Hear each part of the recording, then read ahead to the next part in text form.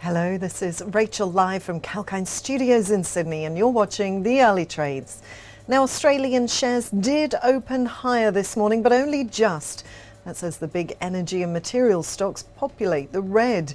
The S&P ASX 200 index is up 0.2%. Rio Tinto is trading ex-dividend of 7.2%. Beach Energy shares fell 7.1% and IGO shares are down 3.3%.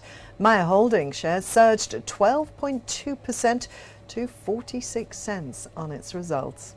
Let's take a look at some of the newsmakers from today. Nuix hopes that a further claim brought against it in the Supreme Court of Victoria will be addressed as part of an existing process evaluating competing and overlapping claims in two other class actions. US-focused buy now, pay later player sezzle says it will make 20% of its staff redundant to target a $10 million in annualized run rate cost savings. Most of the jobs will be lost in the US. Sezzle shares have bombed 81% over the last year as investors worry about bad debts and the sustainability of the buy now, pay later business models in a rising interest rate environment. In February, Sezzle announced plans to accept an all-scrip merger offer from Zipco. And department store operator Myer has posted net profit is down 24.7%, with total sales growth up 8.5% for the 26 weeks to January the 29th, 2022. It said net profit adjusted for JobKeeper subsidies received in the prior year period is up 55.2% to $32.3 million. Net cash finished up $16 million to $217 million. It will pay a 1.5 cents per share dividend. That's its first income distribution in 4 years. In the first 5 weeks of the second half of 2022, same-store sales were up 15.2%, with department stores up 15.2% and online stores up 48.6%. And Worley has started withdrawing its services provided in and into Russia and will not enter into new contracts in the country. Worley's exposure from this withdrawal is not material to its global business.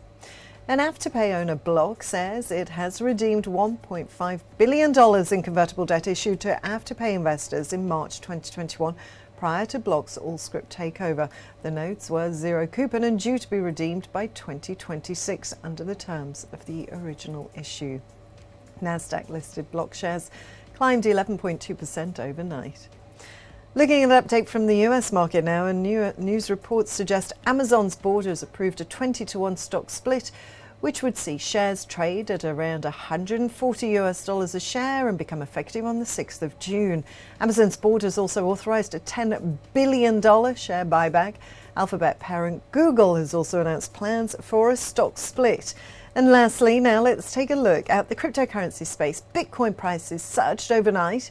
That's as supporters cheered an executive order from US President Biden on ensuring responsible development of digital assets. The order calls for protection for US consumers, investors and businesses by directing the Department of the Treasury and other agencies to assess and develop policy recommendations for the implications of the growing digital asset sector. Now, to protect financial stability and mitigate risk by appropriate oversight and to promote US leadership in tech and global financial system by leveraging new fintech. It also calls to explore a US central bank digital currency by research and development. Well, that's all for now on the early trades. Stay tuned to Kalkine TV. We've got many more shows lined up for you with live updates across the economy, markets and sectors. This is Rachel signing off for now.